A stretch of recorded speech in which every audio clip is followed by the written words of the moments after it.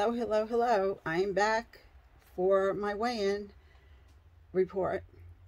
Well, I'm going to insert here the chart of my weigh-in for the week, and what I plan to do is week to week, just try to adjust that a little bit, include this chart so that you can see what I'm up to, and that'll keep me honest, because I'm very interested in making sure that I'm real when I do my videos.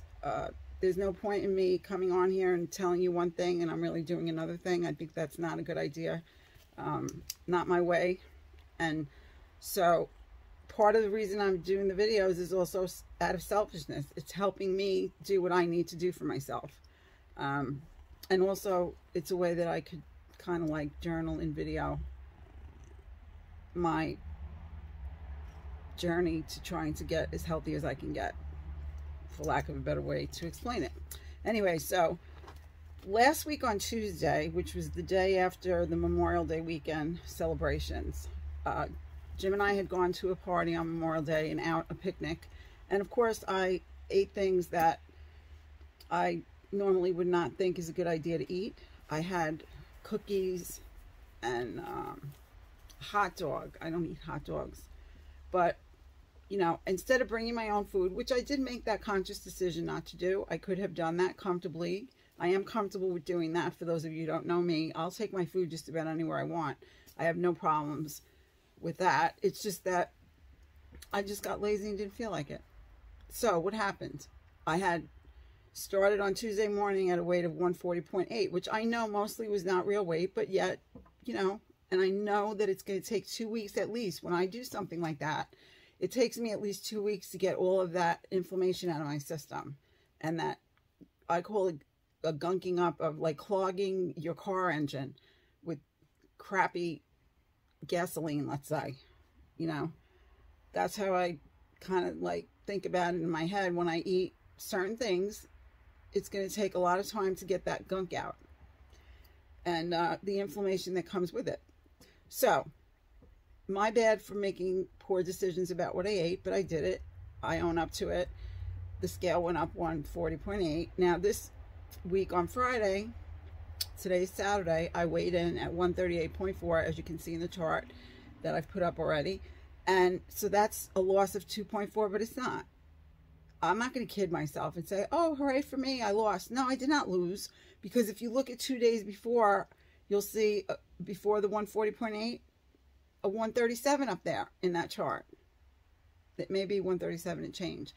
And then you see that I think on Thursday or Wednesday I was 137. So, you know, if you look at it on a week, that's why I weigh every day. I'm not saying everybody else should. This is just what I do, because weight fluctuates every day. So I might get surprised and go on the scale again and see that I went down again. But again, I have to keep in mind, how do I interpret that number? What purpose does the number serve in my life? It serves that it gives me a way to gauge what is happening with me based on the foods I eat. Sometimes we eat, like I said, if you're eating floury, sugary foods, fried foods, floury sugar, you know, again, that type of eating is going to gunk up your system, and it's going to hang out in there for a while. And in addition to probably not make you feel good, it's going to look like weight is actually on you. Now, you do this enough and you are going to have weight on you. I have done this enough. I was 133.8 not too long ago, and I am having a really hard time getting back there, because once I make this mistake of starting to get into these bad habits of eating things at night that I should not eat, because it's not in my best interest for my health, that I'm trying to be healthy, and now I have to do double the work. I have to kind of like, you know, backtread to go forward again.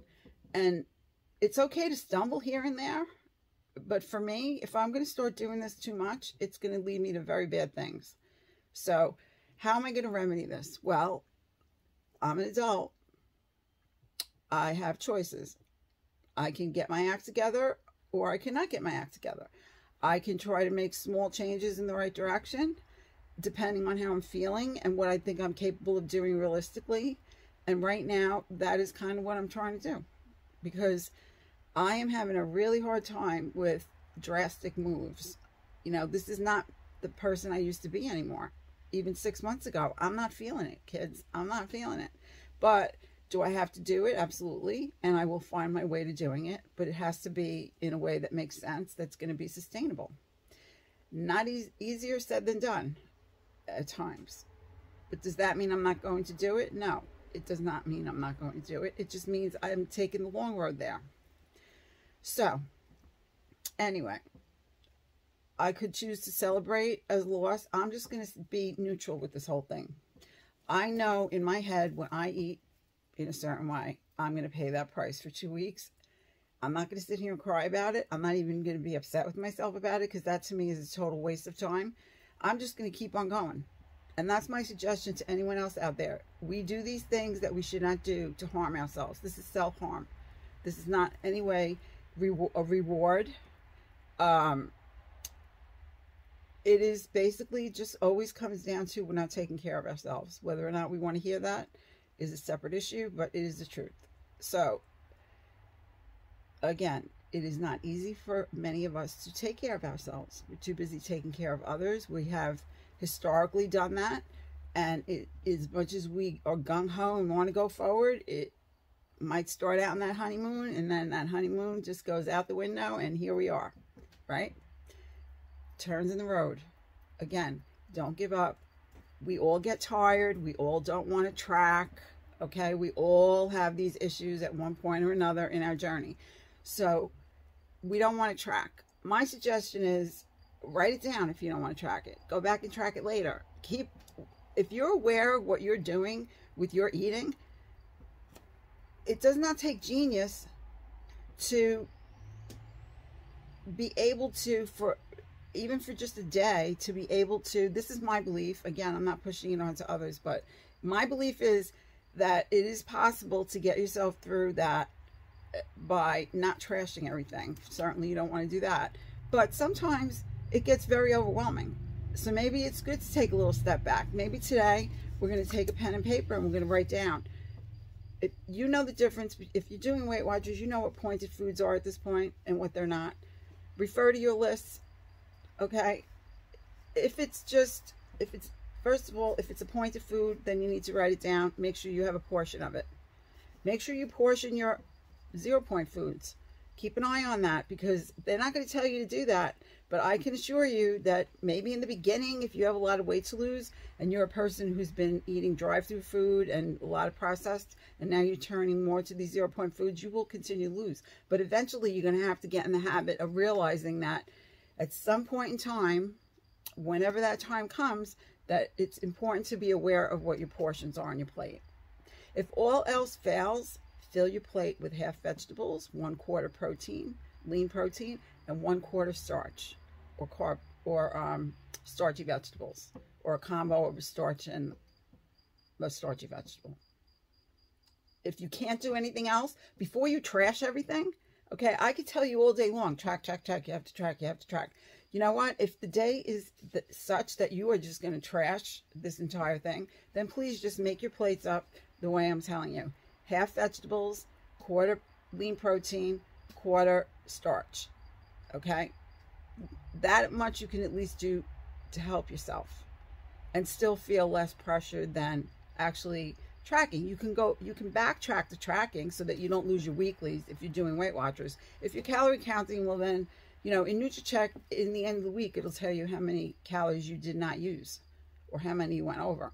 If you're not going to actually intend to use those calories as saved, which I don't, then tomorrow's a new day for you anyway. So, you know, better to do something than trash everything, because we all know, myself included, I screwed up my whole day, I'm just going to trash everything now. And trash everything for today becomes the next day, the next day, the next day. Because now you feel guilty, you feel upset with yourself, you're angry, so you're just going to eat more, right? Have we not all done that, in all honesty? So, just a suggestion of what I would do for myself, because I have those days where I don't want to do this. I don't want to track. I am overwhelmed, I'm busy, whatever the story is, okay? We have 100 stories of why. But the point is, what do we do instead of to salvage things before we go and trash everything? There are maybe some simple things you can do. For instance, if you're calorie counting and you're eating non-starchy vegetables, you know what? On Nutrisystem, those are unlimited, and it's a blessing because you tend to eat more of them. You don't worry about them. Most of your non-starchy vegetables, if they're raw, especially in my learning from medical people, it takes just as many calories to digest them as it does what they're worth. So you can maybe put in a tossed salad in the Nutricheck app. That's what I'm doing now. Put it in as tossed salad. Just weigh it. Don't sit there and, 25 grams of this, 100 grams of that. Just put the non-starchy vegetables on the plate, on the scale. Track it as a tossed salad. That's it. No weighing, no measure. Just other than the scale is going to tell you, you put the dish on the scale. That's one way around it that you can alleviate some of the, if it's causing you stress and becoming too tedious to track. Now, the beauty of Weight Watchers is those foods, you don't have to track. I mean, some people do put them in because they want to be able to see what they did in their app, even though they're 0-point foods, but you don't have to track any of those. So there you go. So just worry about your pointed foods. And again, keep in mind, other than your non-starchy vegetables on your 0-point foods list, and maybe have 2 fruits for the day. Or if you're diabetic, 1 fruit or maybe no fruit. But even if you do 2 fruits and eat non-starchy vegetables for your lunch and your dinner, as part of your lunch and dinner, that already takes care of those 2 things. You don't have to worry about tracking. Because what's a fruit? About 100 calories? Let's be serious. Are you going to eat a bunch of bananas or 1 banana? You know, most of us eat 1 banana. A medium banana is 100 calories. An orange, 100 calories, maybe 68 calories, whatever. So you can still, okay, check that off my list. Not worrying about that today. I'm just going to worry about the foods that are calorically dense, which are the foods that have high points on Weight Watchers and high calories if you're counting calories. That's another way around it. If it's going to alleviate your stress for a day, or maybe even 2. The world will not end if you do these things. However, if you do not do anything, and you are a type of person that once you go on that, down that road of, I'm not, oh, I screwed up, I'm not, I can't, I don't want to, I'm disgusted, blah, blah, blah, and you start to just eat anything and everything, which can happen, and then we get in that guilt thing, as I've already mentioned, things can go very horribly for you in a very short period of time. And I would hate to see, been there, done that countless times in my life. I hate to see someone who's made a really big effort and made good decisions for a while go down that road. If they could try to salvage it by doing a couple other things a little bit differently. That's all I'm saying. Write it down. If all else fails, write it down. You can always backtrack. Write down, okay, I had this hamburger, I had this bun. Just write down what you did for the day in meals, and that way at least you have some accountability to yourself for what you've eaten, and you'll feel a lot better for it, is what I'm saying. I believe that you will.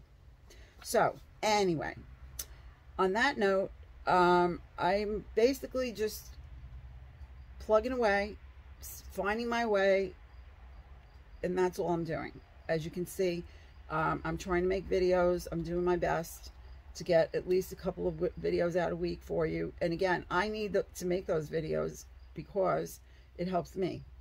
So if it helps you, that's wonderful. It makes me very happy to know that if I'm even encouraging someone to know that they're not alone in their journey, that whether it's 150 pounds or it's the last 10 pounds, wherever you're at in your journey, if watching my video feels at all supportive, then I've done what I set out to do in making my video.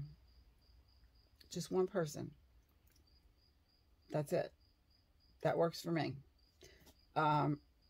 Anyway, so I am now going to thank you all very much for having watched this video. And if you wouldn't mind, please giving a thumbs up. If you have not subscribed, I have about 50 to 60% of my people, given any different day, who are not subscribed. That would be just tremendously wonderful. I'm afraid to say I'm just about at the cusp of having 500 subscribers. I am so grateful to all of you who have subscribed. You can't know possibly what it means to me and how it warms my heart, and how appreciative I am of your being a subscriber to my baby channel. So anyway, please consider doing so if you haven't. It does not cost you anything. I don't know who you are if you leave after you subscribe. I don't get to have your information. I will get some email. Sometimes I'm notified by email if someone subscribes, but I'm not notified if someone leaves. I won't be insulted if you come on board and then you leave at some point. This is what goes on in YouTube land. But for some reason, this is just how YouTube works. It helps get my channel out there to help other people, which is a very good thing. At least I think so anyway.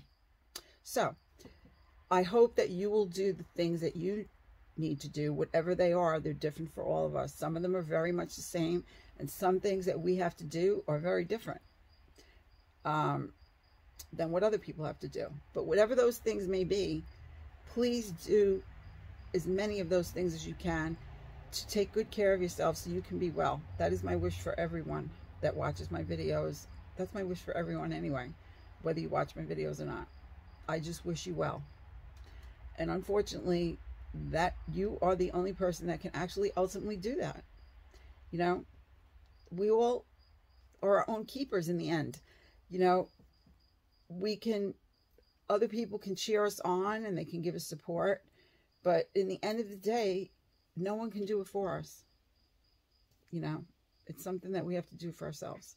So I wish for you that you will do that for yourself so that you can be well. And on that note, I'm going to say goodbye for now. And I'm going to thank you all very much again. And I'm going to send you all hugs. And I will see you next time. Take care.